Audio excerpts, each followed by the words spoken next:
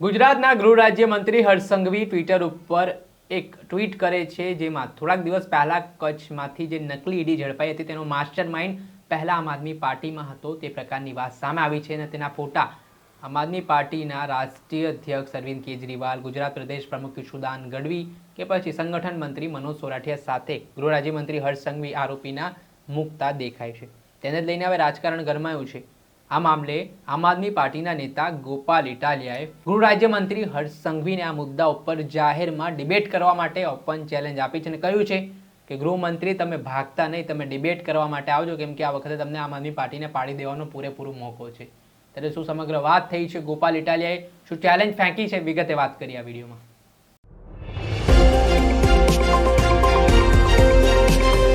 નમસ્કાર દર્શક મિત્રો, સ્કાયનેટ મીડિયામાં આપનું સ્વાગત છે. હું છું ફૈઝાન. આજથી થોડાક દિવસ પહેલા પૂર્વ કચ્છ જિલ્લાના ગાંધીધામમાંથી એક નકલી ઈડીની ટીમ ઝડપાઈ હતી. અંદાજે 3 તારીખની આસપાસ આ નકલી ઈડીની ટીમને પોલીસે ઝડપી પાડ્યો હતો અને 13 તારીખે ગુજરાતના ગૃહ રાજ્યમંત્રી હર્ષ સંઘવી પોતાના એક ટ્વિટર હેન્ડલ ઉપર કેટલાક ફોટોઝ મૂકે છે અને તેઓ કેપ્શન પણ લખે છે કે જે નકલી ઈડીનો માસ્ટર માઇન્ડ છે તે આમ આદમી પાર્ટી સાથે જોડાયેલો છે.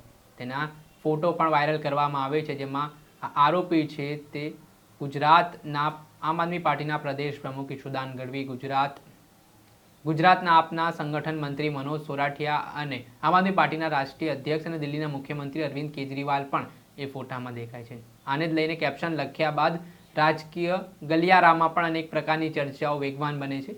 ત્યારે આ મામલાના સંદર્ભમાં આમ આદમી પાર્ટીના નેતા ગોપાલ ઇટાલિયાએ પણ આ ઘટનાને લઈને વળતો પ્રહાર કર્યો છે અને ફરી તેમણે ગુજરાતના ગૃહ રાજ્યમંત્રી હર્ષ સંઘવીને જાહેરમાં ઓપન ચેલેન્જ આપી છે ડિબેટ કરવા માટે. તેમણે કહ્યું છે કે તમે આ ડિબેટથી ભાગતા નહીં, ડિબેટ કરવા માટે જો તમને આમ આદમી પાર્ટીને ખુલ્લો પાડવો છે, આ વખતે તમને મોકો પણ છે.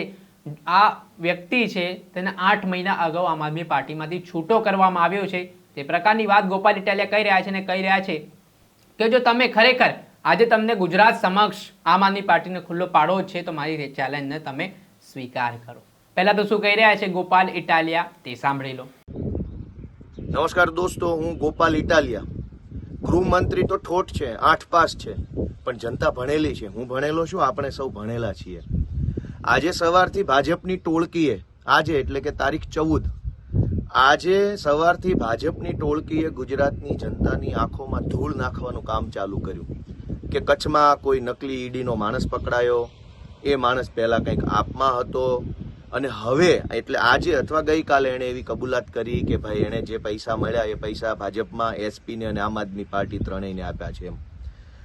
તો મારે અભણ ગૃહમંત્રીને ઠોઠ 8 પાસને પૂછવું છે કે ભાઈ 10 દિવસ પહેલા એફઆઈઆર થઈ નકલી ઈડીની, 10 દિવસ પહેલા ધરપકડ થઈ, 10 દિવસ પહેલા પોલીસે તપાસ ચાલુ કરી, 10 દિવસ પહેલા એને કોર્ટમાં લઈ જવામાં આવ્યો, 10 દિવસ પહેલા પોલીસે રિમાન્ડ માગ્યા બી હશે, નહીં બી માગ્યા હોય.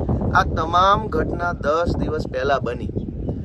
આજ 10 દિવસ પછી 8 પાસ ઠોઠ ગૃહમંત્રીને એવી ખબર પડે છે કે આ માણસે એસપીને, ભાજપને અને આપવાળાને પૈસા આપ્યા છે એમ.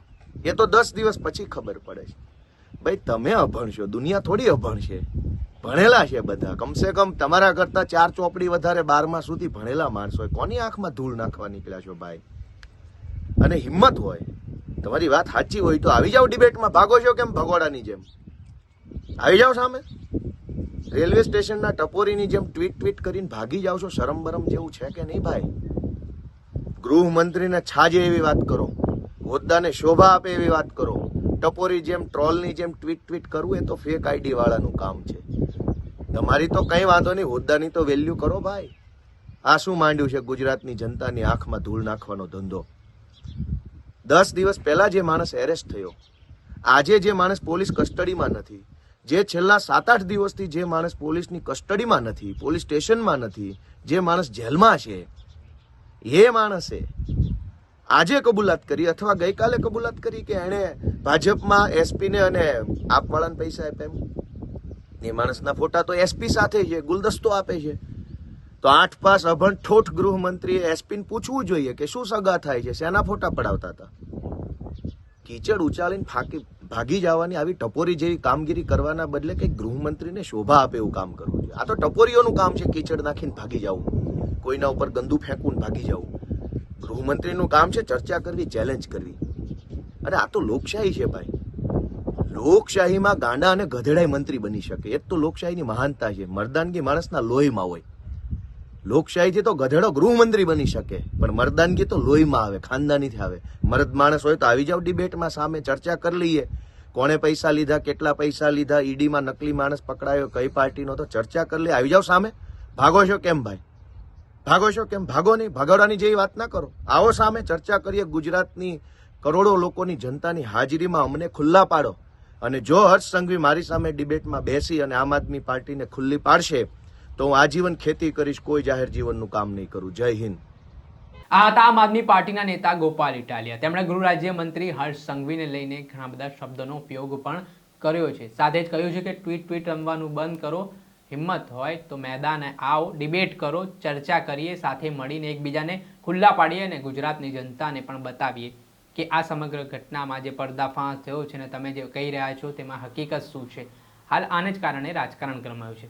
જણાવી દઈએ, થોડાક સમય અગાઉ ગુજરાતના ગૃહ રાજ્યમંત્રી હર્ષ સંઘવી એક જાહેર ચેનલના કાર્યક્રમમાં તેમણે એક ઓપન ચેલેન્જ, અલગ અલગ વિષયો ઉપર તેમના જે અભ્યાસને લઈને સવાલો ઉઠતા હતા તેને લઈને વાત કહી હતી. જે મામલામાં આપ નેતા ગોપાલ ઇટાલિયાએ ગૃહ રાજ્યમંત્રી હર્ષ સંઘવીની ચેલેન્જનો સ્વીકાર કર્યો હતો, પરંતુ આજ દિન સુધી ગોપાલ ઇટાલિયા અને ગૃહ રાજ્યમંત્રી હર્ષ સંઘવી વચ્ચે ડિબેટની જે વાત હતી તે થઈ જ નથી. કેમ કે આપ નેતા ગોપાલ ઇટાલિયા તો કહી રહ્યા છે કે હું ગમે ત્યારે ગમે તે સ્થળે ડિબેટ કરવા માટે તૈયાર છું, પરંતુ ગૃહ રાજ્યમંત્રી તૈયાર નથી.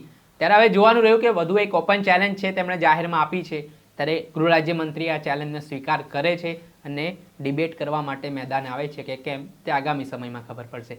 દર્શક મિત્રો, સ્કાયનેટ મીડિયાને આપ લાઇક કરી લો, સબસ્ક્રાઇબ કરી લો અને શેર કરવાનું ભૂલતા નહીં.